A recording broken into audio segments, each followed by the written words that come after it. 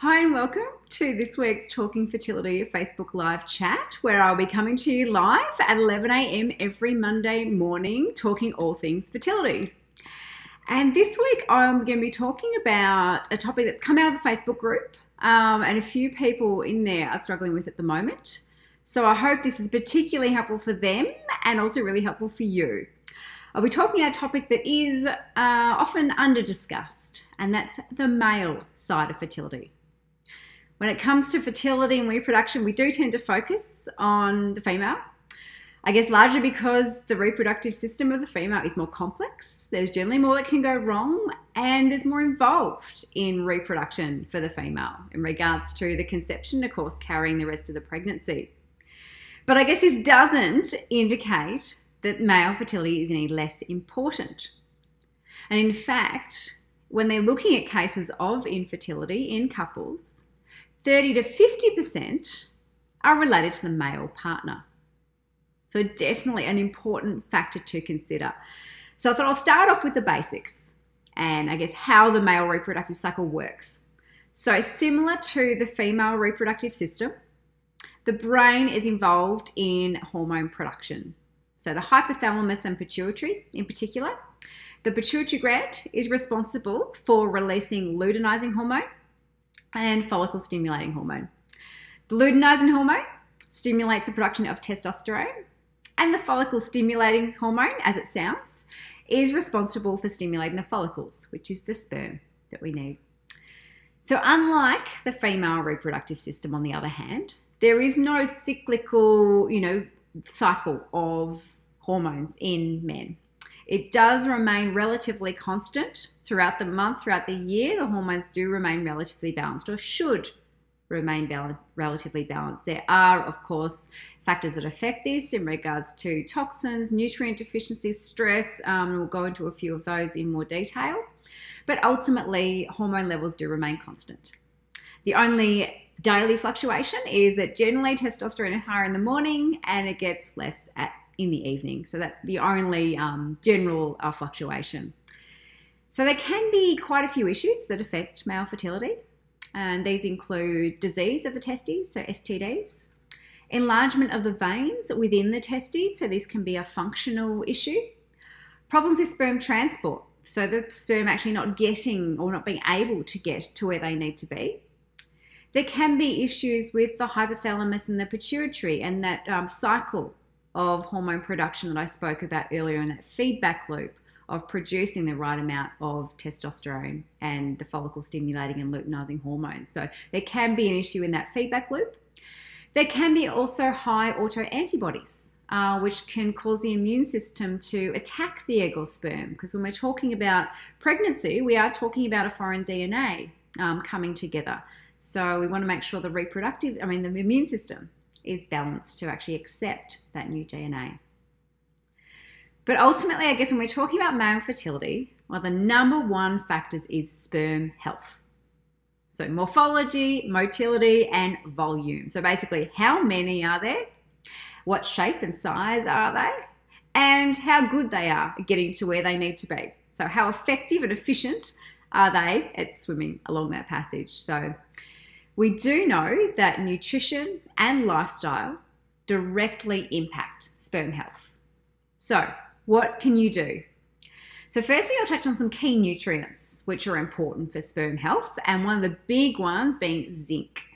Now, deficiency of zinc is associated with lowered testosterone levels, low sperm count, and low motility, which, as we saw earlier, are main factors involved in sperm health. So rectifying rectifying the zinc deficiency through diet and appropriate supplementation where necessary has been shown to improve both of these factors and improve pregnancy outcomes, which is the main thing we're all after, is the healthy pregnancy outcome. So one of the highest dietary sources of zinc is oysters, which is one of the reasons I guess they're renowned for their aphrodisiac properties, because zinc is important for both male and female reproductive function. But zinc is also found in other types of shellfish as well as other fish, meat, eggs, hard cheese, and to a lesser extent in your nuts and pulses and whole grains. And the main reason I say to a lesser extent in those is because vegetarian sources also contain phytic acid, which is in the fibrous content of the vegetable, and that can impair the absorption of zinc. So generally animal sources have a stronger and higher uptake of zinc. So it doesn't mean you can't have vegetarian sources. I'm largely vegetarian myself. It's just something to be mindful of, and perhaps supplementation may be beneficial where necessary. And when we're looking at meat sources, I should just mention that it's really important to look at organic and sustainable sources of your meats and your fish. Because unfortunately, much of the meat that is available to us today does come with its own cocktail of hormones, which can be damaging to the reproductive cycle and to hormone regulation. So really important to choose organic, free-range, sustainable sources where possible. And when we're talking about fish, also size matters when it comes to fish. Not always, but size matters when it comes to fish. The bigger the fish, the more little fish that big fish eats. So the more toxins they build up in, particularly their heavy metals, so they will have a higher toxic load the larger the fish. So really minimize your intake of flake, so shark and swordfish and those bigger fish, and opt for the smaller fish, your trouts and your cods and the salmon, those sorts of foods. So supplementing, as I said, is useful in some people. Generally between 20 and 40 milligrams is what I find a good dose, but work with someone like myself or your natural fertility specialist or naturopath to work out what's best for you and your diet. Now, another important nutrient is coenzyme Q10. Now, coenzyme Q10 is a vital nutrient. It's vital for life, really, not just fertility. We can't support life without coenzyme Q10. It's involved in energy production. So, of course, we need energy to support and nurture life. So it's involved in that old Krebs cycle. If you go back to year 12 chemistry days, it's involved at that really core level of energy production. And it's so important for life and for energy production that our body actually naturally produces a small amount of coenzyme Q10 because we can't survive without it. But our body's natural production of coenzyme Q10 gradually decreases as we age. And unfortunately, things like stress, illness, any sort of demand on the body depletes our body more of coenzyme Q10. So particularly if you are older trying to fall pregnant and also have a high level of stress or there is illness present, you will need more CoQ10. And CoQ10 is a wonderful antioxidant nutrient. And so it's often in anti-aging products and things like that because our stores naturally decline. So really important as we get older to start looking at our CoQ10 levels more. However, our ability to produce it decreases. So more when we age and also with stress and things like that, as well as other toxins. It is an antioxidant. So if you are exposed to heavy metals or other toxins within your workplace, which I will go into a bit further in more detail in a moment, but coenzyme Q10 is a great antioxidant for that. And it is particularly related to male fertility. I've spoken about it is important for life in general, but it's particularly related to male fertility because it is found in large amounts in seminal fluid. And the amount of CoQ10 that's found in seminal fluid is directly related to the health of the seminal fluid, related to sperm count and sperm motility. So really important one there, particularly for male fertility. Now, the best dietary sources, again, are your meats and your fish options. Again, choose organic, sustainable sources where possible. It is also found in smaller amounts in nuts, seeds, some fruits and vegetables like cauliflower, broccoli, also in grapes, avocados, strawberries, to mention a few. It is quite prolific in a lot of nutrients, so you can get good sources from your diet, but supplementation may be beneficial, particularly if you are older trying to fall pregnant. Now, another antioxidant nutrient that's found in seminal fluid again, so really important for male fertility, is vitamin C. Helps to protect against oxidative damage, also from environmental exposure and damage. So the great thing about vitamin C, unlike vitamin zinc and vitamin D and some of the other fat-soluble nutrients, vitamin C is water-soluble. So basically that means it starts working straight away. If you have a meal rich in vitamin C or you take a vitamin C supplement, it's generally metabolized straight into your bloodstream. You can start seeing the effects straight away. So you get immediate results with vitamin C. Unfortunately, on the flip side of that, it's quickly lost from the system. So really quickly metabolized, really quickly absorbed, quickly lost. So it's important that you not only just take, vitamin C tablet at the start of the day, that you have a good intake of vitamin C throughout the day, because your vitamin C levels can drop off very quickly. So dietary sources become really important. So drip feeding good dietary sources of vitamin C throughout the day is really important. So good sources, of course, we know oranges, orange juice, kiwi fruit, grapefruit, blackcurrant, strawberries, cranberries, broccoli, cauliflower, sweet potato, tomato, loads more. Tomato is also really important for lycopene, which is another really important antioxidant nutrient, particularly for male fertility. Lycopene gives tomatoes those lovely red colour. I love tomatoes. Great guy at our local farmer's market that makes delicious tomatoes in his back garden, but gives them that lovely red flavour. So definitely increasing your intake of tomatoes. Has both lycopene and the vitamin C in there as well. And also with vitamin C, it's a very unstable nutrient. So if you heat it or you process it or you cook it too much, if you have your broccoli like my nan used to and it's nearly falling over and it's a bit mushy, not much vitamin C left in there. So best to get it from organic sources where possible, like my farmer's market guy where he picks it out of his backyard and brings it straight to us. The less processing and the less time taken to when you purchase it, the more vitamin C content there is and the fresher you use it. So less cooked, less processed, more vitamin C. Vitamin E and selenium are two other antioxidant nutrients which are really beneficial for sperm health. There's been a lot of studies on these too, and you will find a lot of these in male fertility supplements. They work really well together, which is why I have mentioned them together. And they're often found together, as I said, in supplements, or they're also found together in food. So Brazil nuts are a great source of selenium. And vitamin E, of course, they do come in there as well. And Brazil nuts are actually the highest known dietary source of selenium. As well, it's also found in some vitamin E is found in some other nuts like almonds, cashews, and peanuts, which of course aren't a nut. They're actually a legume, but they do contain vitamin E nonetheless. So I guess as you've noticed probably as I'm talking about key nutrients, there is a lot of antioxidant nutrients in there. And that's because antioxidants are very important for sperm health and for male fertility. And particularly if you are exposed to a lot of environmental toxins, as a lot of men are in their workplaces, which is where we do spend a lot of time. So it depends what career choice you have can increase your exposure. And while quitting your job might not be an option, but particularly things I'll go into what careers are more important to boost your antioxidant intake. But I guess a step before that, smoking.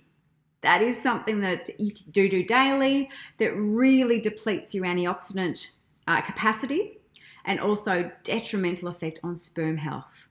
So if you are a smoker, stop now. So the good thing about stopping smoking is that the damaging effects that smoking has on sperm health can be rectified fairly quickly. So you stop smoking now, your swimmers will start to get better fairly quickly. So it's not like a permanent damage has been done. In some cases there is, but most of the time you can reverse that damage, which is really good news for smokers. And there is that 90-day life cycle of the egg and the sperm. So if we can get those 90 days in to really start boosting that sperm health after you stop smoking, that's a great benefit. And looks not only cigarette smoking, I'm obviously speaking about there, but marijuana, if you are a marijuana smoker, definitely detrimental effects on sperm health. Doesn't rebound quite so quickly, but stopping as soon as possible has a significant impact on sperm health. And of course, any other recreational drugs, I hope that goes without saying, affects sperm health. And recreational drugs don't only affect sperm health, but they've actually been found inside the sperm. So they actually are passed on to the baby, which can affect birth defects and negative reproductive outcomes. So you really want to make sure that there is no residual recreational drugs in your system. So if you are smoking, recreational drugs need to stop for the sake of your future baby. So I mentioned careers. I'd like to talk about some careers because it is a time where we spend a lot of our time and maybe unknowingly exposing ourselves to a large amount of toxins or heavy metals, whatever it may be. So there are some industries that have a higher toxic exposure than others. So studies show that men in agricultural and pesticide-related industries have significant more likelihood to have fertility-related issues. Also poor sperm health, and they do have increased risk of high autoantibodies as well. So anything working in agriculture or pesticide-related, really reduce your exposure if you can. Protective gear as much as possible. Gloves, masks, those sort of things are really important to help protect your exposure. I know they may not be all that manly, all that sexy to wear a mask when you are exposed to these things, but do it for the sake of your future child. It definitely does have an impact. And there's a lot of research now coming out around pesticides and their impact on sperm health. So really important that you do minimize that pesticide exposure. You know, even if you look silly for a while. I know looking silly, I know when I was trying to conceive, I heard that doing the hula hoop would enhance the blood flow to reproductive organs. So I was doing the hula hoop. So in reality, you do what you need to do to increase your chances of getting pregnant and to support the health of your future baby. So protective gear is really important if you are in those industries. The dental industry is another industry, both male and female, where you can be exposed to a lot more toxins and chemicals. So again, protective gear where possible, minimize your exposure.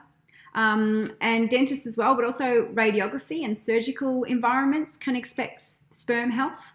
I know my husband wears lead every day. He's in the operating theatre. He's a heart surgeon to protect from the radio waves and the electromagnetic fields that are in the surgical rooms that are necessary to support the job, obviously, but you really want to minimise your own exposure if you are in those fields. Firefighters as well are often exposed to toxic fumes from smoke, from plastics burning or paint burning and things like that. So again, similar to what I've said before, protective gear, minimise your exposure where you can. Dry cleaning chemicals, painting, if you're painting, working around paint strippers and things like that, these are all associated with increased risk of miscarriage, which is often wrongly attributed to the female. So if you are working around dry cleaning fluids or paint stripping, again, minimise your exposure can have a significant impact on your sperm health, and you can turn this impact around. We're constantly creating new sperm, so you can help to reverse the damage from some of these pesticides and chemicals that you're exposed to. And I guess from a functional perspective, I'll talk about bike riders. I know it's, and often a running joke that they will have issues with fertility, but yes, it's true that men who partake in regular strenuous bike riding can experience more issues with fertility. And this is largely due to the heat that is created when you are riding a bike. Not only the energy expended and the heat created via that energy, but also the tight clothing, the lycra, really insulates that heat. So avoid the lycra where possible. Having more airflow can really help in those conditions. And look, I won't get into the boxers versus jocks debate, but anything that helps to increase airflow, if you find boxers increase your airflow, perhaps they may be useful. There's very little scientific evidence either way, so I'm not going to tell you what underwear to wear, other than the fact that creating heat in that area is detrimental to sperm health. So your choice. But look, again, not just bike riding. So bike riding obviously is sitting, and you're also creating a lot of energy and heat in that area. But sitting for long periods in general can be damaging to sperm health. So we're talking about, truck drivers and taxi drivers particularly, where they're not only sitting for long periods, but also exposed to, a lot of environmental toxins from car exhausts and things like that. So really need to make sure you get the breaks where you need to and protect yourself as much as you can if you are in those industries. Office workers too. Obviously, office workers do have a tendency to sit for long periods of time, although I know there's a lot of, Nuvo desks and things like that that are, helpful for that and getting more movement. But particularly, as well as not just the sitting for long periods, but having your laptop on your lap. So it's really important to avoid having those things close to the reproductive organs because, look, we don't really know the impact on fertility as yet. But we do know that male fertility or sperm health has decreased by over 50% from 1973 to 2011. And scientists know that it's decreased, but but they don't really know why. And yet it's during that time that we've had a greater increase in exposure to all these electromagnetic fields, the telephone towers, our internet, our phone. So really important to be mindful of how much this may be affecting our fertility. So although we may not know the exact impact on sperm health, some of the research is inconclusive, but basically we are the research. You know, it's kind of unethical to expose people to these electromagnetic fields, which the World Health Organization has classed as potentially carcinogenic. So we do know there's a potential to do harm there. Yet, so we can't do the research in that respect. So we are the guinea pigs. You know, we are the ones who are exposed to all these fields to see how much impact it has on our fertility and our health in general. So, and I know, look, some European nations are already taking this on board, and some have actually, you know, banned Wi-Fi in kindergartens and in preschools. And also there are some nations that have really minimized their exposure from telephone towers. I know in some European countries, the telephone tower, the amount of radiation they're allowed to expose, their upper safe limit, is a 1 million times less than it is here in Australia. So who's right? You know, we're 1 million times higher. So look, we can't avoid some of these fields. You know, I'm using the technology today. We are all using this technology. But I think the important thing is to be mindful of the fact that it may be impacting your fertility, and just be cautious in the way in which we use our technologies. I have my internet plugged in now. Reduce your Wi-Fi where possible. Reduce your Bluetooth. And not everyone has said, well, my friend, he uses his mobile phone all the time and he has no issue. He has to have 5 kids. And that is absolutely true. But we are all metabolically different. And some people are going to be more sensitive to these fields than others. And it's that sensitivity that's the issue. So particularly if you are struggling to fall pregnant and it's an undiagnosed, unexplained infertility, these factors are definitely worth thinking about and putting in your ammunition to improve your fertility. So as I said, distance is key. Keep your laptop off your lap, keep your mobile phone out of your pocket. Keep things away from possible. Use plugins where you can. Plug in your internet, plug in your headphones where you can. And again, boost your intake of these antioxidant nutrients that I spoke about before, and definitely in the form of whole foods where possible. So look at those dietary sources that I spoke about before and improve your intake of these antioxidant nutrients that can help to mop up some of these free radicals that may be caused by all these fields. And supplementation can be useful in some cases. So speak with someone like myself or your naturopath about your specific situation.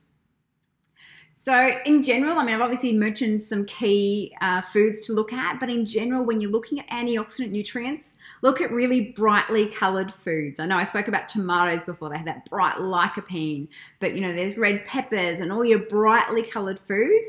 They're known as superfoods, blueberries and things like that. They are actually higher in these natural antioxidants. So get as much brightly coloured food into your diet as you can. And the other thing, I guess, similar to looking at organic meats, when you are looking at your fruit and veggie intake, organic where possible. It's a question I often get asked. Is organic really worth it? And my answer is, when it comes to fertility, definitely yes. Again, we go back to that pesticide load. There's been a lot of studies showing that a higher intake of these fruits and vegetables that have a high pesticide load does impact our fertility and our ability to fall pregnant. And when we're talking about pesticides, these are not just pesticides that we can scrub off before we eat or peel away before we eat the veggies. These are actually ingrained throughout the growing process. And so organic where possible. If you can't afford to go organic all of the time, definitely look at the Clean 15 and the Dirty Dozen. We'll have a resource of this on the Facebook page and in the Facebook group. If you haven't heard of the Clean 15, the Dirty Dozen, basically they're a list of the least toxic loaded foods versus the most heavily laden pesticides foods. So if you are looking to go organic just for some of the foods, definitely look at organic where they've got the most pesticides. So we've got that list there for you. I will have that list there for you. But in general, again, similar to antioxidants, as a general rule, look at your porous vegetables. And so, strawberries and grapes and other fruits and vegetables that absorb things, celery that absorb things very easily, will have a higher pesticide load just because they naturally absorb what's around them from the environment, from the soil that they're in. I saw a little skit the other day, totally unpesticide related. It was actually on Play School. But they had 3 different tubs of coloured food dye, so in water. So blue, red and green, I think they happen to be. And they got the celery stick and they stuck the celery stick in the water, and you just watched the celery stick, absorb all that water and turn blue, then turn bright green, then turn bright red. So I think, obviously not related to pesticides, but I think it's a really good analogy to realise that, this is not something that we can just wash away. These pesticides are throughout the food that we're eating. So reduce your pesticide load where you can by particularly those porous fruits and vegetables.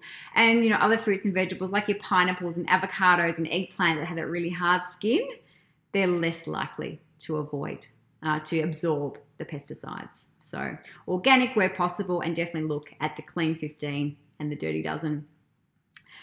So look, the other thing is, when regards to chemicals, it's not just the pesticides we're exposed to in our food, it's also how we store our food.